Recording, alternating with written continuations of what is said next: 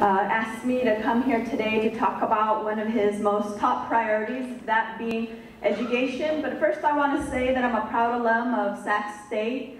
Go Hornets, for your Hornets out there. I am a first generation, I was a first generation college student. My parents migrated from Mexico. I'm really proud of that. Of the opportunities we were given being here, and opportunities that the Cal State system gives to underrepresented groups, specifically Latinos. This Sac State is a Hispanic serving institution in Sacramento, so we should all be very proud of that. And on that note, I do want to talk a little bit about the problems facing higher education before I go into some of the legislation that Assemblymember Dickinson has introduced on youth development and school discipline reform. But we all know that tuition is skyrocketing. We all know that, hopefully we all know that within 4 years, for some students, tuition has tripled in their 4-year tenure. And it gives them very little time to prepare and plan to complete their higher education. We also know that access has been difficult. Students have been turned away. Certain students have been turned away from community college. And that's particularly disturbing because in public universities, most of underrepresented groups, Latinos, Blacks, API community, count on the public university system to access higher education. And that is often a gateway for many of us. My parents didn't have an education. My parents, my father has 2 jobs still. I would not be standing here today if it wasn't for the Cal State system. And I think preserving the access, preserving affordability is very important. It's very important to Assemblymember Roger Dickinson. And that's why he has supported legislation like the California DREAM Act. He has supported legislation like the Middle Class Scholarship, the reduced fees for middle class. The DREAM Act, if all of you aren't aware, would allows AB 540 students to qualify for the Cal Grant. That hasn't been the case. It's a big deal. And this, it was a piece of legislation that's had been 10 years in the works, maybe more.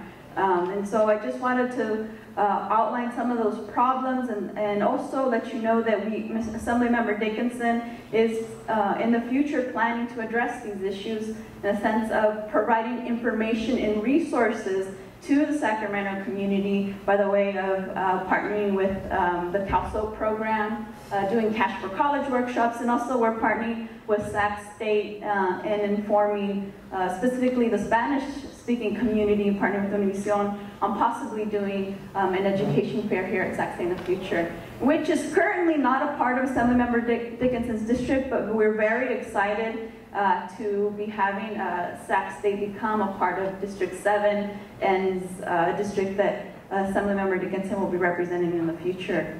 On education issues, youth development is something that's really close to Assemblymember Dickinson's heart.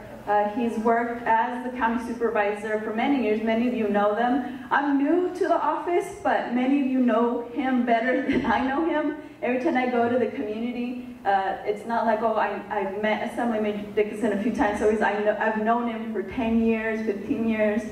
So that's very refreshing to hear. And it kind of shows you the character of Assemblymember Dickinson. He's very grounded, very genuine member. Some of the legislation he has introduced are having to do with school discipline reform, specifically in a sense of, that's 1 minute, right? Willful defiance, and that terminology currently going after the zero tolerance policies because they're specifically disproportionately targeting or affecting, I should say, impacting students of color for out-of-school suspensions. And this is something that Assemblymember Dickinson feels that is something that should be addressed, and unfortunately legislation did not pass, but he is committed to introducing some form of legislation to address this issue. He's also working on legislation, or has worked on legislation to address the way our youth transition from the juvenile justice system into employment or back into school. So he's trying to work to create programs that will help students or our youth transition better. into those programs. Unfortunately, that legislation also didn't get through, but he is going to work in the future, and that's his commitment to work on education and youth development.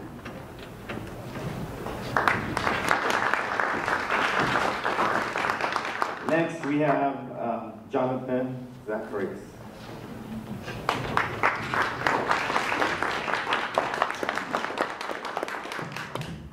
I want to thank you for the opportunity I have to address this very important part of our California constituency. My name is Jonathan Zachariou. You can call me Jonathan Zacharias. And I too speak another language. See if you understand this. Χαίρομαι πάρα πολύ που βρίσκομαι εδώ με εσάς σήμερα και σας ευχαριστώ πάρα πολύ για αυτή την πρόσκληση. Yes. Yeah. There you go. Was that all Greek to you? Because I'm from a Greek family. Both my dad and mom were born in Greece. They came here and became immigrants in the 60s. I was born in San Francisco, barely born in San Francisco. My mom got here when she was 6 months pregnant, and I was born in St. Mary's in San Francisco. And then my family lived in the Bay Area for my younger years. Then we went back to Greece to do ministry there. My father was a pastor and a missionary, and my mom, our whole family was involved in doing ministry all of my growing up years. And then I came back to go to university here in Scotts Valley. I went to Bethany University, which unfortunately just closed last year because of financial problems, unfortunately. And I have been in ministry. I'm a pastor of a church in Davis, California, for the last 21 years. So in the ballot, you're going to see Jonathan Zachariou, and I like in Spanish, it says pastor of a church. Pastor de Iglesia. I'm like, yes, I'm a pastor of a church. And I'm running for office. Now, my family has lived in Natomas, and the new 7th district, in case you don't know where the boundaries are, include Rio Linda, Alberta, Antelope, Sacramento, and West Sacramento. And it's a very important part of the valley. And the redrawing of the district also makes it an incredibly, it's just a wonderful chunk, a very nicely representative chunk of what California really is, the blend of California. And I've stepped forward as a citizen because I believe that we need to have legislators that are conscientious again and in touch with what is happening on the level of the citizen. And it is time for us to understand, for instance, Proposition 31 that was spoken about. That comes because the legislature needs to get its act together. You know, bottom line. 31 is telling the legislature to do its job, to tell the legislature to do its job. And it does need to do its job for the good of the people. Our economy is suffering horribly. The state unemployment rate is 10.7%. Sacramento Valley's unemployment rate is 13%. 13%. And underemployment added to that gets us closer to 20%. Now, who's suffering for jobs? Young people 25 and under, 50% unemployment. College graduates, 50% unemployment. Do you know what most college graduates are doing right now, undergrads? They're going to graduate school. Because there are no jobs for them when they get out of undergrad. They keep going, which is not bad. Keep getting educated, that's a very good thing. And then when you look at jobs being away, that means that fewer people are working. That means fewer people are paying taxes. That means fewer taxes are getting to our schools. That means our school, the cost for school is shooting straight through the roof. My daughter is a freshman at UC Davis, sorry. I'm at Sac State, I know, the Hornets, and that's pretty bad. I'll be at the Causeway Classic, and I'll be really torn. I won't know what to do. I'll go to one side and the other, because, you know, my district's represented by Sacramento. Oh, my daughter's going to Davis, so I'll just be like, ah! Anyway, the Causeway Classic, but it brings up a very good point. Both Sac State students and UC Davis students, their fees have gone up. The cuts have been going to higher education at 5% annually. But the education in the last 4 years has gone from costing $6,000 a year at UC Davis to $17,000, not $17, that'd be nice. That is a problem. The cuts that are happening to education are not proportional to the pain that the students are feeling. And that's because legislators have lost touch with the citizen. Now, this was not announced, but I'm running as a Republican. And as a Republican, I want to tell you this. I'm not a partisan politician. I am a citizen who knows what our community is going through, and we must change it. Unemployment, vacancies, small businesses hurting, we have to change all of that. Thank you for your time.